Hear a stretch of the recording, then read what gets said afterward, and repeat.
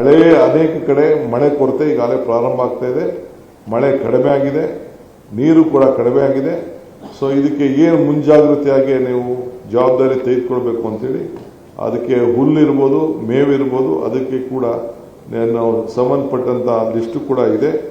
Almost 30% ಮೇಲೆ ಈಗ ನಮಗೆ ಮಳೆ ಈಗ ಬಿದ್ದಿಲ್ಲ. ಇನ್ನ ಬೇಕಾದ ಸಮಸ್ಯೆಗೆ ಕಾಡ್ದಾಗ್ತಿದೆ. ಬಿತ್ತನೆ ಇನ್ನ ಶುರುವಾಗಿಲ್ಲ. ಬಟ್ ನಾವು ಮುಂಜಾಗ್ರತೆಯಾಗಿ ನಾವು ರೆಡಿ ಆಗಬೇಕು ಅಂತ ಅವ್ರಿಗೆ ಹೇಳಿದ್ದೇನೆ.